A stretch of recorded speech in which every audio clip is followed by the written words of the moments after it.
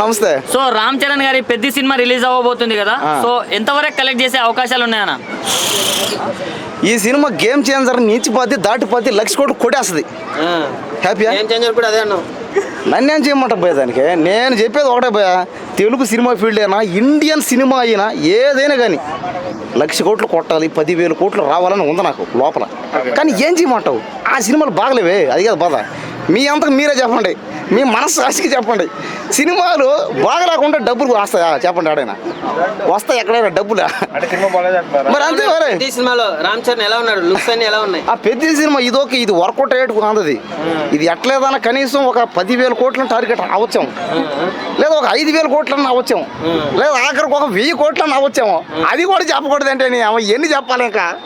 సరే 100 కోట్లు వస్తుంది సార్, హ్యాపీయా? అదన్నా చెప్పాలి ఇంకా. మరి ఇంకేం అయితే మరి ఏది చెప్పినా కూడా నీ వల్ల ఫ్లాప్ పోయింది అంటారు. నా వల్ల అయింది ఫ్లాప్ సినిమా. నేను దానికి కారకుండా, నేనేమన్నా హీరోనే, ఆ సినిమా డైరెక్టర్నా, కెమెరామ్యాన్నే, నాకేం సంబంధం సినిమాల గురించే.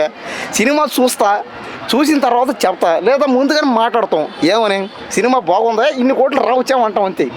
ఒకటి వల్ల అయిపోతుందంటే మరి నా వల్ల మా విజయ్ అన్న పిఎం అవ్వాలంటే అవడగా.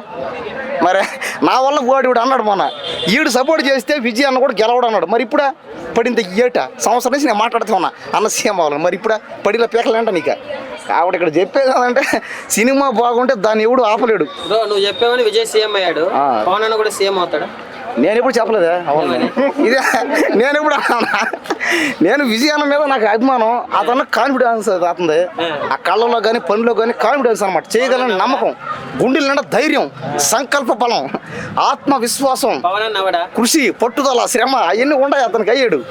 పవన్ కూడా అవుతాడు, అవన్నీ చేస్తే అవుతాడు. ఏమో చెప్పలేము. సీఎం అవుతాడు, పిఎం కూడా అవచ్చాము. ఏదో సీన్ అని అంటాడు కదా, సీఎం అవడం ఈజీ అంట, పిఎం అవ్వాలంట. ఆయన అన్నాడు. సరే ఆయన అన్నట్టు అవును. మాట్లాడుకుంటే పెద్ద మీద ఎలాంటి ఎక్స్పెక్టేషన్స్ ఉన్నాయి బ్రో? భారీగా ఉన్నాయి. పెద్ద సినిమా మీద భయంకరంగా ఉన్నాయి అంచనాలు.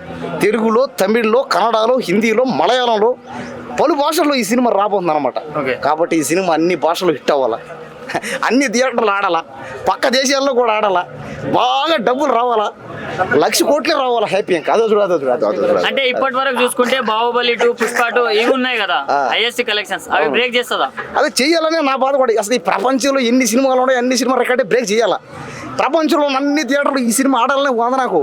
కానీ నన్ను ఏం చేయమంటారు, నన్ను రాని చూద్దాం. సినిమా చూసిన తర్వాత మళ్ళీ వస్తే ఇక్కడికే మళ్ళీ మాట్లాడుకుందాం. సినిమాలో పాటలు చాలా బాగున్నాయి, భలే ఉన్నాయి పాటలు. చిక్కిరి కానీ బా శ్రీదేవి కూతురు వస్తుంటే అబ్బా, జాన్వీ కపూర్ అబ్బా నాయనా మామూలుగా లేదు ఇంకా. ఆ పాట చిక్కిరి పాటలు అబ్బా ఆహా, ఎందుకులే ఇంకా రాకైతే రోజు రాత్రి నిద్ర పట్టట్లేదు. అదే నా కళ్ళు వస్తుంది. నెక్స్ట్ సాంగ్ ఐటమ్ సాంగ్ ఉండబోతుంది అన్నట్టు రూమర్స్ వస్తున్నాయి. ఎలాంటి డాన్స్ స్టెప్స్ ఎక్స్పెక్ట్ చేయొచ్చు రామ్ చరణ్ నుంచి? అదే డాన్స్ స్టెప్పులు బాగుంటాయి, అతను చేసే ఫైట్లు బాగుంటాయి. డాన్స్ అయితే మామూలుగా చేయడం ఇంకా తిప్పేస్తాడు ఒళ్ళు అట్టబ్బా. అలా 50 రకాల స్టెప్పులు, 100 రకాల స్టెప్పులు ఉంటాయి. అవన్నీ బాగుండాలి. ఐటమ్ కావాలి. నాకు ఎవరు కావాలంటే నాకు హిందీ వాళ్ళు కావాలి. హిందీలో ఉంది కదా ఎవరమే హిందీలో, ఆ సన్నీ లియోన్ పెట్టమను. సన్నీ లియోన్ మళ్ళీ ఒకసారి ఐటమ్ సాంగ్లో చూసామంటే అబ్బా ఇది కాదు కావాలా. కాబట్టి దయచేసి పెద్ద సినిమాని అందరూ ఆదరించండి, చూడండి, అభిమానించండి, ఆడించండి, ఆదుకోండి. ఈ సినిమాని ఆడనివ్వండి. ఇదో చూడండి, బయట నుంచి నేను ఆడనివ్వంటారు అందరూ. ఏం సాధిస్తారు మీరు చెప్పండి? ఆ సినిమాని ఆపేస్తే మీరు ఏం సాధిస్తారు? దయచేసి ఈ సినిమాని ఆడనివ్వండి అందరూ. చెప్పేది అది. Thank you. జై బోలో భారత్.